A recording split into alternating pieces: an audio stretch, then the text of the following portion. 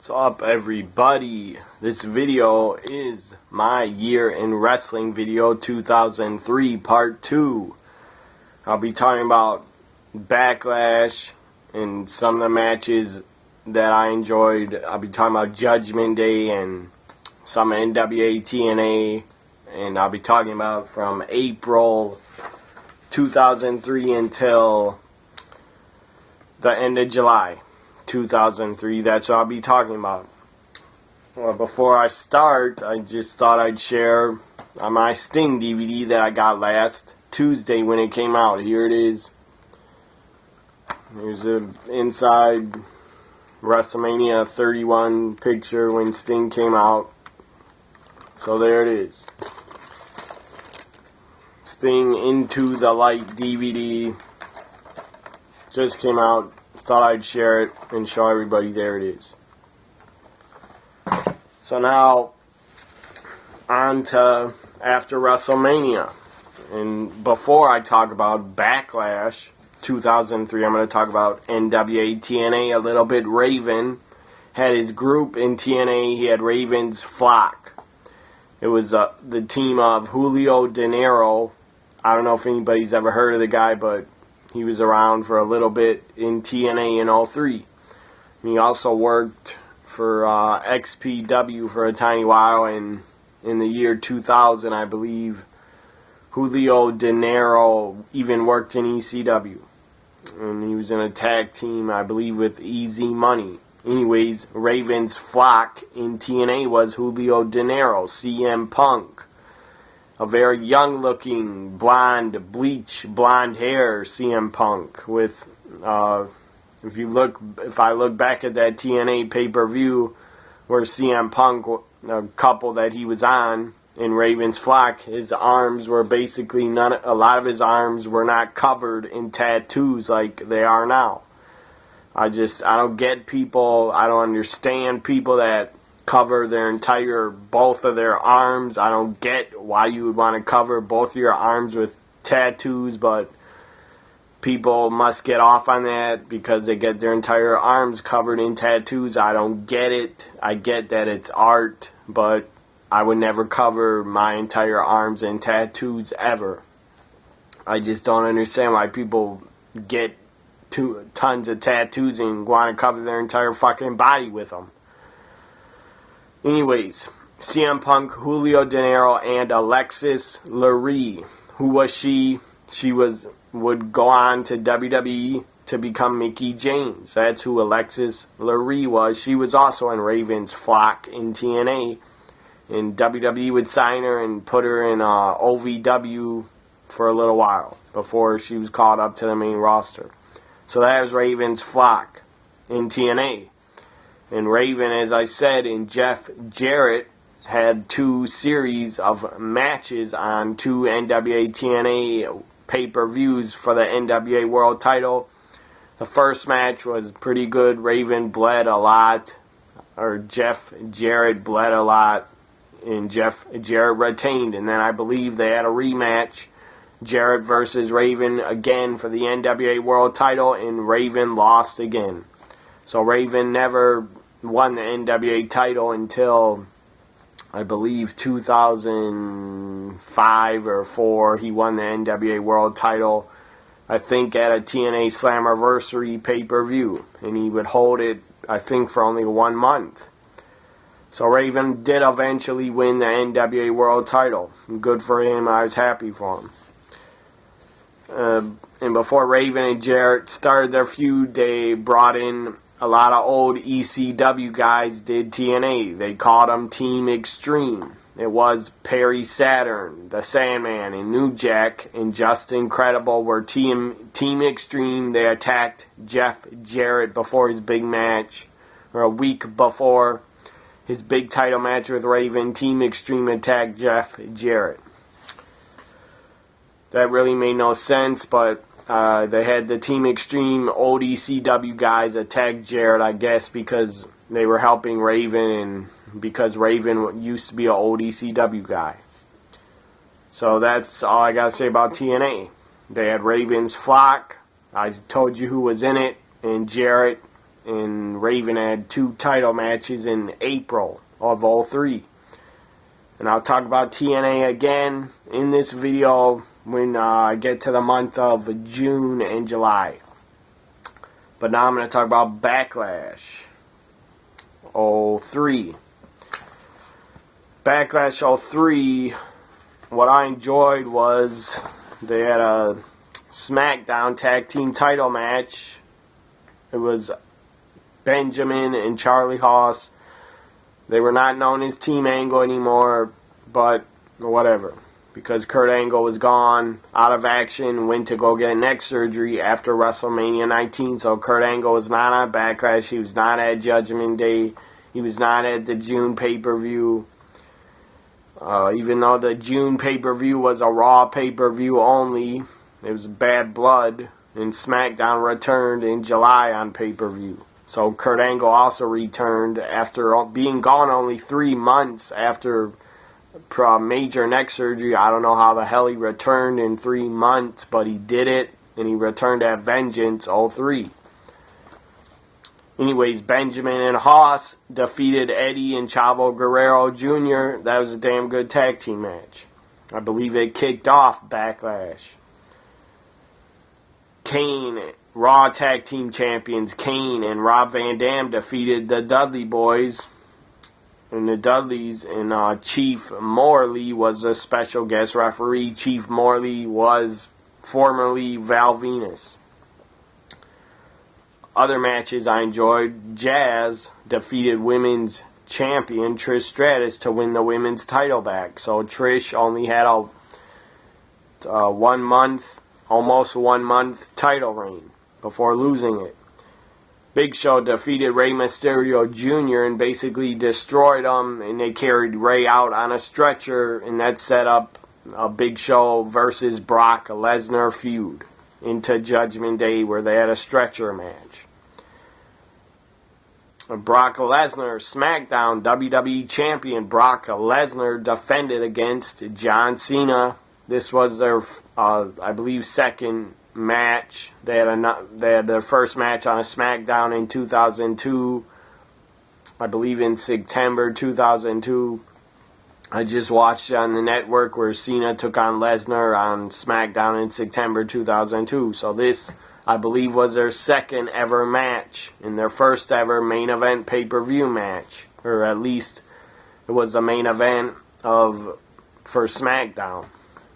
I think Raw ended the show having Goldberg against The Rock. Anyways, Brock defeats John Cena. It was a pretty entertaining match. A lot of rare chin locks and sleeper holds. A lot of stuff like that. It wasn't that fast paced, but it was good. So Cena loses to Brock. This was John Cena's probably his first ever WWE title shot, and he loses. He was basically a mid-carder in 2003 still. But he was getting over with the crowd. And when they turned him babyface, he was getting over doing his raps to the ring. And his Dr. Thugonomics was getting over. So they turned him babyface. And before Backlash, Cena and Brock started a feud that lasted 3 or 4 weeks. It wasn't that long for the build-up. But they had a storyline where Cena had to go away to get, I think, knee surgery because Brock F5'd him into the ring post. And Cena's legs and knees hit the ring post while he was F5'd. So they had that storyline going for them. That Lesnar took out Cena with the F5 months earlier, before Backlash. So then, right after WrestleMania 19, because Kurt Angle was out of action, they really had no other heels to challenge Brock Lesnar, because Brock at the time was a babyface. So they just threw Brock to Cena. And both guys in 03 were probably really young in their 20s. I know Brock was probably only 20, I don't know, in his early 20s, and Cena was probably also in his early 20s. I think Brock and John Cena now are both 37 or 38 or 36, I don't know. So Brock defeats Cena. I already said that. Now on to like a kind of a main event type match, but it did not end the show for Raw. You had Triple H versus Ric Flair. Triple H and Ric Flair on a team. Triple H, Ric Flair, Chris Jericho defeated the team of Booker T, Kevin Nash, and Shawn Michaels.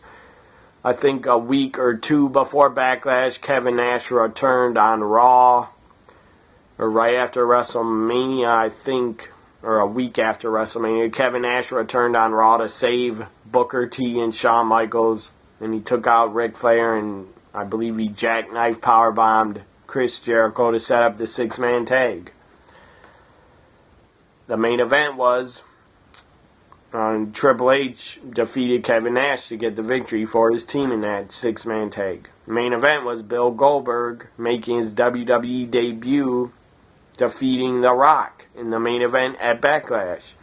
During WrestleMania 19, they put on a Goldberg video package promoting that Goldberg was going to debut in the WWE soon and that Goldberg was coming to the WWE. I was never a big Goldberg fan when he was in WCW. I just was not. The guy that did nothing for me. He looked like a generic wrestler wearing black boots and black tights. But I will say about Goldberg, he did get over big time in WCW. He was over, and he didn't have to do much to get over. He just had, all he had to do really was hit his spear and jackhammer, and that's all he really had to do. He debuted in 97 in September. He didn't really learn that much. In 3 years in WCW, he didn't learn much. So just throwing Goldberg into the WWE didn't really work out for him. He didn't really learn the WWE style, but whatever. And his run in WWE was not very memorable. A lot of people that probably didn't watch wrestling in 2003 won't even probably know that Goldberg came to the WWE unless you were a hardcore fan that watched. But Goldberg did come, and his run in WWE was not very good at all. Could have been way better. He wasn't booked very well, and partially because of Triple H probably holding him down and holding him back, doing backstage bullshit politics. By holding Goldberg down, Goldberg probably should have won the World Heavyweight Championship way sooner than he did, in my opinion. But Triple H had it and refused to job to Goldberg for a while. And when he did job to Goldberg, he just got the title back, or I think he won it right back in December at Armageddon. So the main event, Goldberg-Rock, was pretty decent. It was entertaining. Rock was a heel, playing the heel. Rock put Goldberg over. Made a lot of sense because you don't have Goldberg debut in his pay-per-view wrestling debut in the WWE. You don't bring in Goldberg to have him lose. That would have made no fucking sense. Now, on to WWE Judgment Day 2003. I went on pretty damn long about Backlash and a little bit about TNA. Judgment Day, you had kick off with a six-man tag, John Cena, Chuck Palumbo, and Johnny the Bull. Palumbo and Johnny the Bull, Stamboli. They came from WCW. They were still in the WWE. They defeated the team of Chris Benoit, Spanky, who is Brian Kendrick, and Rhino. In that six-man tag, pretty good six-man tag to kick off Judgment Day. Crowd was into it. Other matches that were good. You had another tag team, SmackDown tag team title match. WWE tag team titles, Eddie Guerrero and Tajiri teaming up. Tajiri was substituting for Chavo Guerrero Jr. I guess he's out with an injury. They defeated the SmackDown tag team champions, Benjamin and Haas, to win the tag team titles. And it was a tag team ladder match. And it was pretty good. Christian won a battle royal. I believe it was a 20-man over-the-top rope battle royal to win the vacated Intercontinental Championship. That was also good, and I'm glad they brought the Intercontinental title back. It was fucking stupid as hell to get rid of it and retire it at the end of 2002 anyways.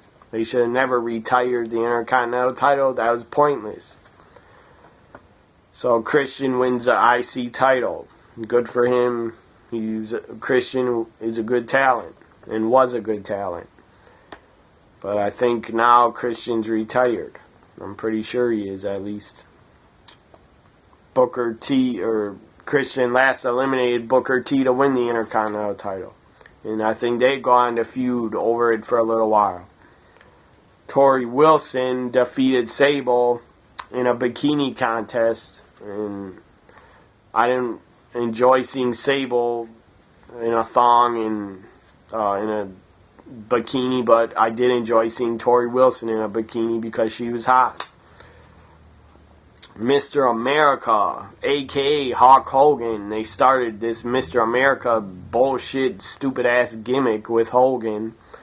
I don't know why WWE and Vince or whoever came up with Mr. America was a fucking idiot because it did not work. Hogan had a mask on, and his mask was cut right here, and you could see his mustache. Everybody on the fucking planet Earth knew it was Hulk Hogan under the Mr. America mask. Pointless to do that, but whatever, they did it. It was kind of funny. I mean, they had a lie detector. They gave Vince on SmackDown gave Mr. America a lie detector test and asked him all these questions, and then Mr. America somehow passed the lie detector, and then he put Vince under it, and Vince failed every question he was answered. So whatever. And Mr. America defeated Rowdy Piper at Judgment Day 03. Yes, Piper was back in 03 for a couple months, and Hogan and Piper actually wrestled in the WWE again in 2003. Everybody knows in the 80s that they wrestled and feuded. But in 03 they did have one match, and it's not good at all. And it's probably it's probably only 8 or 10 minutes long. I don't recommend you watch Hogan versus Mr. America from Judgment Day 03 because it's not good.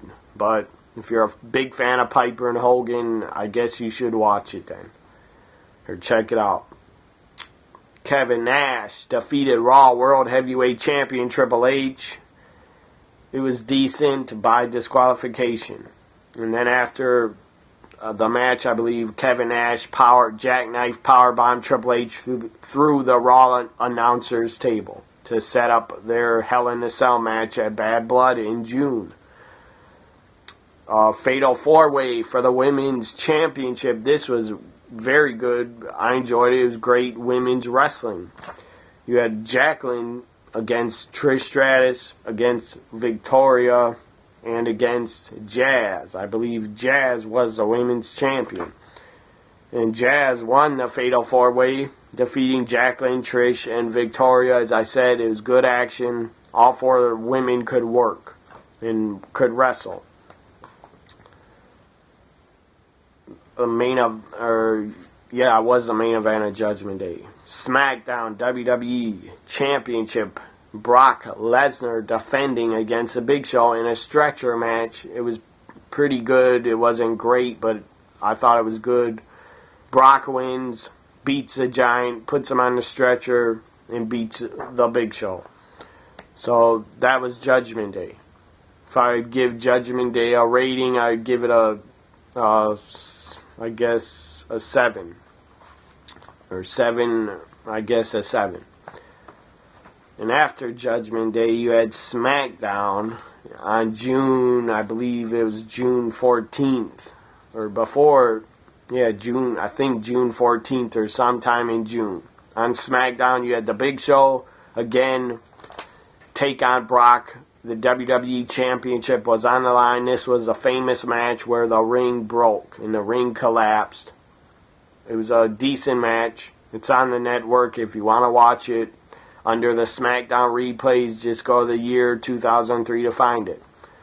And you'll see the ring, a picture of Brock and Big Show laid out on their back in the broken ring on the network. Anyways, it was a decent match. Brock, of course, goes up to the top and has his one leg on the second rope, one leg on the tops, tries to suplex does suplex Big Show off the top. The ring breaks, the ring collapses. The two ring posts, I believe, fell down and collapsed. And the ring collapsed twice. Referee was laying down in the ring and he bounced up and down because the ring collapsed. That was a great moment in SmackDown history. Probably the most shocking moment and greatest moment in SmackDown history, in my opinion. The ring breaking, because nobody expected it.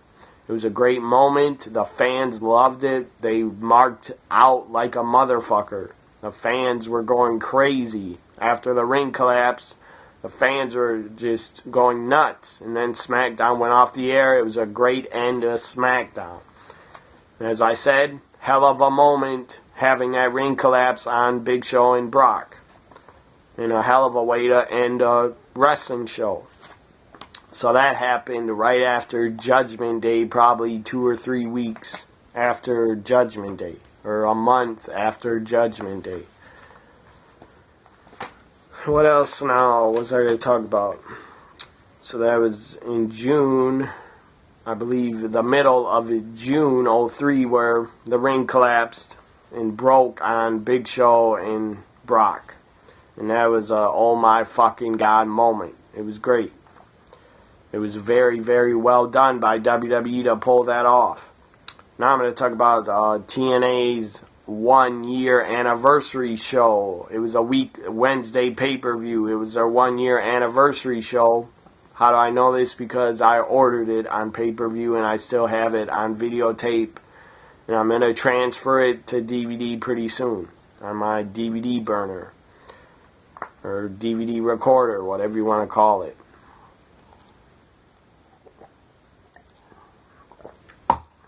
So, the TNA 1-year anniversary show kicked off showing a limo coming to the backstage of the Asylum. The TNA Asylum in Nashville. It was a small building. It was kind of like the ECW arena, but probably held more seats in it than in the ECW arena, so whatever. The TNA Asylum, the fans are pretty good and pretty into the shows every Wednesdays.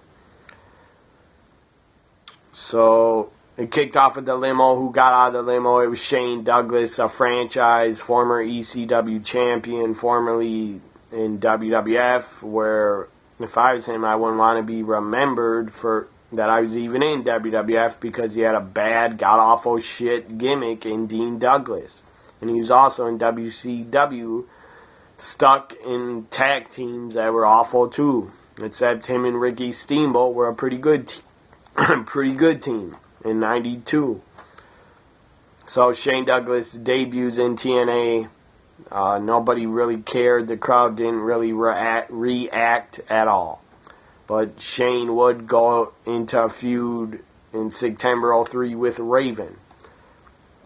Anyways, the 1-year anniversary show, you had the first ever steel cage match in TNA history take place. It was a tag team match for the NWA Tag Team Championships. It was America's Most Wanted. I believe they were the champions going in. I don't remember. Anyways, NWA tag titles are on the line. First ever steel cage match. AMW, America's Most Wanted, taking on Triple X, the team of Elix Skipper and Christopher Daniels. And they were also part of the Triple X was also a part of the group Sex, Sports Entertainment Extreme. Anyways, it was a first cage match, first tag team cage match in TNA history. It was pretty damn good. I enjoyed it, and I believe America's Most Wanted won. The main event of the TNA 1-year anniversary show was Jeff Jarrett and a mystery partner. Jeff Jarrett and a mystery partner taking on AJ Styles, who was working as a heel, and his partner, X-Pac, who was Jeff Jarrett's mystery partner, was the man they call Sting. It was Sting. He came out, got a huge reaction. He didn't debut with TNA yet, but this was just a one-time deal. Sting showed up for the one-year anniversary show. Him and Jeff win, and then Sting would disappear and come back. I believe in 05 or 06, he would come back and sign with TNA and work full-time, basically. So that was the TNA one-year anniversary show. It was pretty good. If I would rate it, I would give it a, I guess, 6 or 7. And this was in 2003 in June, so the very early days of TNA wrestling. I've watched them ever since they debuted in June 2002. As I said, it was their one-year anniversary show. Now, I think this happened in July, or maybe the end of June or early July. This happened in NWA TNA on pay-per-view, of course, because that's the only television they had. AJ Styles defeats Jeff Jarrett to win the NWA World Title for the first time. And I believe Vince Russo came out and distracted Jeff Jarrett because Vince Russo was hanging around AJ Styles, which I hated, but they did it. And AJ was heel. I believe he took Jarrett's guitar, or somebody took Jarrett's guitar, smashed Jeff over the head with it, knocked him out. Then AJ hit the Styles Clash. 1, 2, 3. AJ wins the NWA World Title. I was happy because I was a big AJ Styles fan. Still am. So good for him that he won the NWA World Title in July 03. Or maybe it was June. I don't remember. Now I'm going to talk about, let's see what else I have written down. Now I'm going to talk about Bad Blood, the Raw pay-per-view. The first ever Raw brand pay-per-view event. And before Bad Blood, WWE did a Insurrection pay-per-view from the UK in Newcastle, England. On June 7th, 03, they put on an Insurrection pay-per-view only for the UK fans. Main event was Triple H defeating Kevin Nash in a street fight for the World Heavyweight Championship. And all the talent on Insurrection 03 was basically from... all the talent was from Raw, the Raw brand. Now Bad Blood was the first ever, as I said, Raw pay-per-view event. Took place June 15th, 03. Matches I enjoyed were Booker T defeating Intercontinental Champion Christian by DQ. That was a good match. Kane and, I didn't enjoy this, but La Resistance, Rene Dupree and Sylvain Grenier defeated Raw Tag Team Champions Kane and Rob Van Dam to win the tag titles. I guess it was good for La Resistance to win the tag titles because they were a good heel tag team. And they did have a lot of heel heat. And they would eventually, I believe, lose the tag titles to the Dudleys. Goldberg defeated Chris Jericho. This had a little bit of build, not much. I believe they showed footage of Jericho and Goldberg's little feud they tried to have start in WCW, but WCW didn't let their feud go anywhere. They just stopped it. And Jericho back in WCW kept calling out Goldberg, making fun of him. He challenged Goldberg, and Goldberg didn't show up, and Jericho brought out a mini Goldberg, some fat guy that looked like Goldberg, but he was like a midget, or he was really short. And I believe Jericho just destroyed the mini Goldberg. That was pretty funny. And then Jericho's backstage always knocking on Goldberg's door, stuff like that, trying to get him to fight him and challenge him. But whatever. They never had a one-on-one match in WCW, I don't believe. So this was their first one-on-one match, and Goldberg seemed to me backstage like he was too serious. He was too serious about his job and stuff like his character, stuff like that. But anyways, Goldberg basically destroyed Jericho. He speared him through the outside, through the guardrail, the padding on the guardrail. He speared him through that.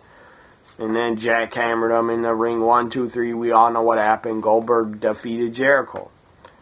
Ric Flair defeated Shawn Michaels after Randy Orton interfered. So I believe Evolution was starting, or was already around.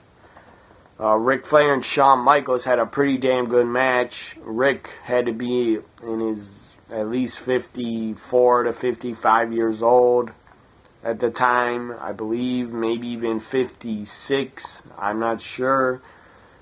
Or not. He had to be, I think Rick is 66 now, so 12 years ago, I guess Rick was 53 years old at Backlash, or 54 at Bad Blood, not Backlash. But Rick and Shawn put on a pretty damn good match for how old Ric Flair was. He still could wrestle and could still put on a good match with basically anybody on the roster and carry them. Ric Flair, even in 03, could have had a good match wrestling a goddamn broom. That's how good Ric Flair was. So Shawn and Rick, I believe they went over 20 minutes, and it was a damn good match. I enjoyed it. Main event was Mick Foley was a special guest referee. Why? Because this was a Hell in a Cell match. Triple H defending the World Heavyweight Championship against Kevin Nash in the Hell in a Cell for the Raw World Heavyweight Championship. We all know Triple H won, defeated Kevin Nash by hitting him in the head with a hammer that he took from under the ring. I believe Mick Foley tried to stop Triple H earlier from using a weapon or something, and then Triple H just pushed Mick Foley. I believe he fell into the cage or something like that, and Mick Foley bladed as a ref and actually bled. And then Triple H used a hammer on Kevin Nash and knocked him out. And then Mick Foley had to wake up or something and count to 3, 1, 2, 3. Triple H retains. Shocker. He retains and won't put over one of his best friends, Kevin Nash. And I'm sure Kevin Nash didn't really care that he was jobbing because it was his friend. So now, I don't know why I just blanked out there for a minute. Now I'm going to talk about the July first ever SmackDown brand pay-per-view Vengence 2003. And I'm going to end this video soon. Vengence 03 had the finals of the U.S. title tournament, WWE's version of the U.S. title. One of these men were going to win and become the first ever U.S. champion in WWE history. We all know the U.S. title goes back for years and years and years. And the U.S. title was around in the NWA and then WCW. I'm curious to see when the U.S. title debuted. What year did it come around? All these history of the title. U.S. title started in 1980, I guess, in the NWA. I thought it went back further than that. The first U.S. champion was Ric Flair, defeating Jimmy Snuka in 1980, in April of 1980. So Ric Flair was the first NWA/WCW U.S. champion. And then after Ric Flair, Roddy Piper became the second ever U.S. champion, defeating Ric Flair in 1981 in January. So the U.S. title goes back to 1980. I thought it went back farther, but I guess I was wrong. Eddie Guerrero defeated Chris Benoit, two great friends. They always had great chemistry in the ring, always. They always put on great, entertaining, classic, great matches. And Guerrero defeated Benoit to become the first WWE US champion. That was some good shit and some good wrestling to kick off Vengeance 03. And Rhino actually interfered in it. Jamie Noble defeated Billy Gunn, and that match was bad. It shouldn't have been on a pay-per-view. Bradshaw won an APA Invitational or Barroom Brawl, and that was pretty awful. You had talents in it, like I believe the Basham brothers, Doink the Clown, who was not the original Doink. It was just some wrestler dressed up as Doink. Probably was the Brooklyn Brawler playing Doink. Spanky was also in it. The Barroom Brawl, a.k.a. Brian Kendrick. The FBI was in it. Little Guido, Chuck Palumbo, Johnny the Bull. They were in it. I think Chris Canyon was also in it.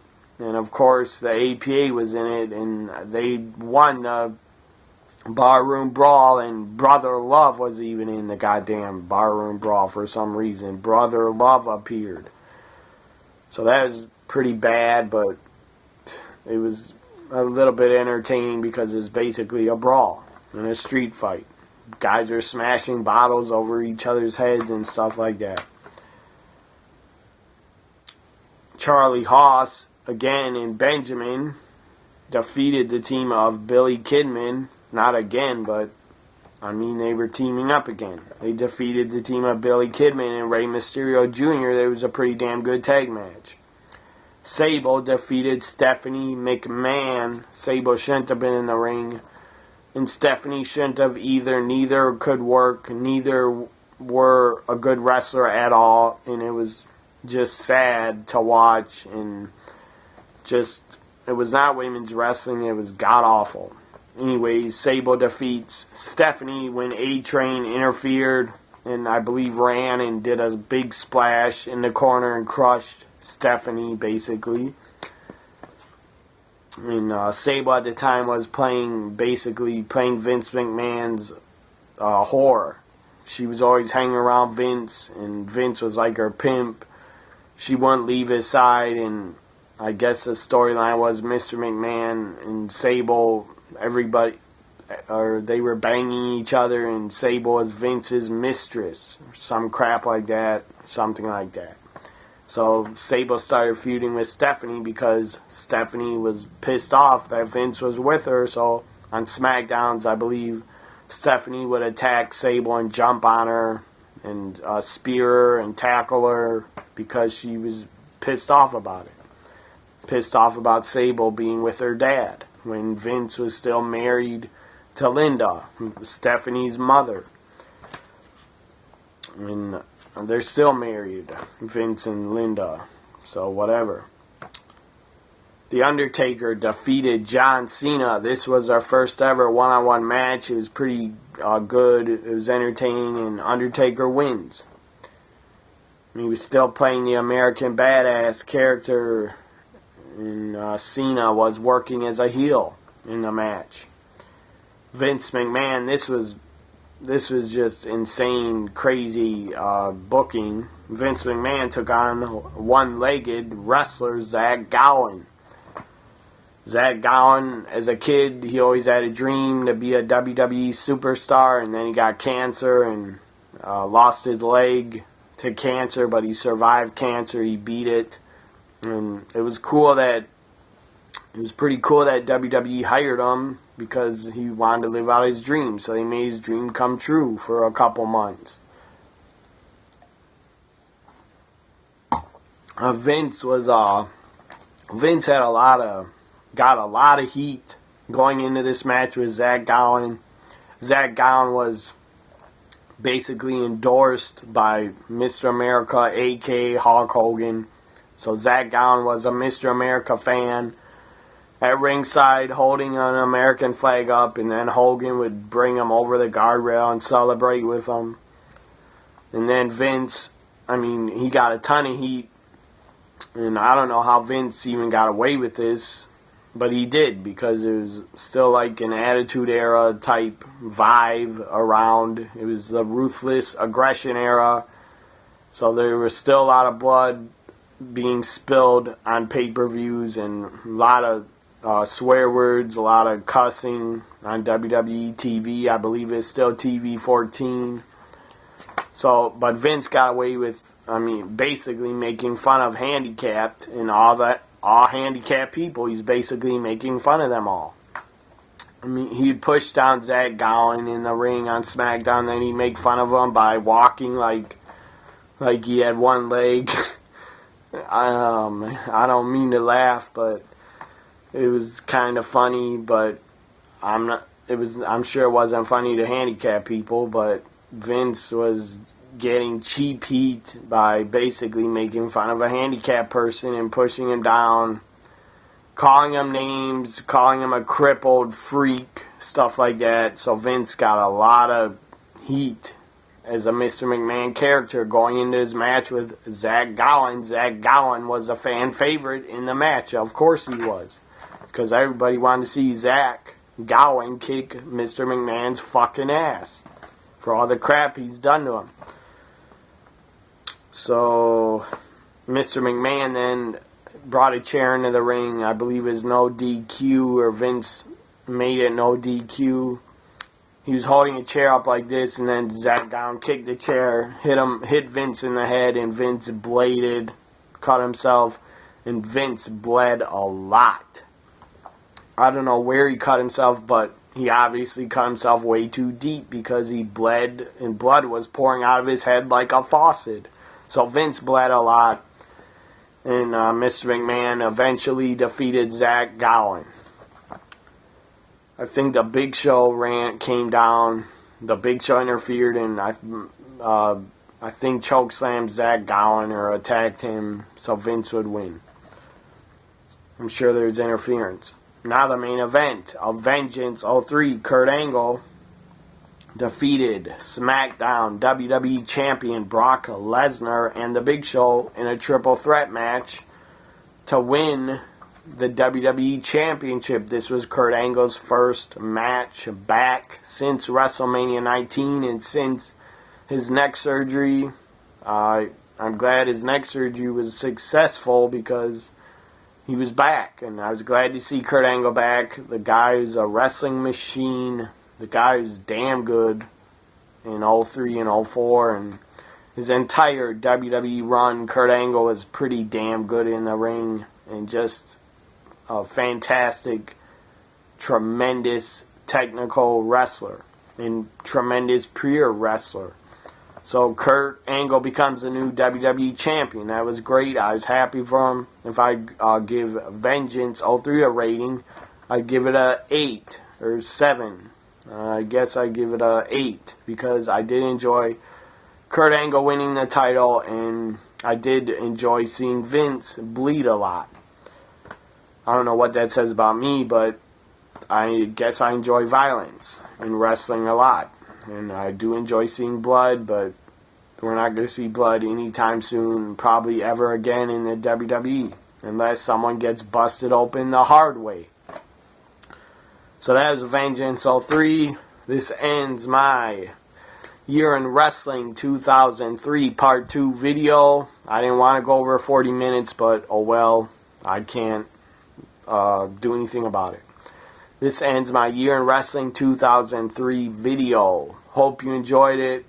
This was part 2. I'll be doing a part 3 probably, I don't know, tomorrow or Thursday or Friday. I'm going to be doing a Hell in a Cell predictions video on Wednesday night. I'll put it up on Thursday before SmackDown. I'll put it up on my YouTube channel and my Twitter. Follow me on Twitter at TNA WWE Guy and at NXT WWE Guy. Hope you enjoyed my video.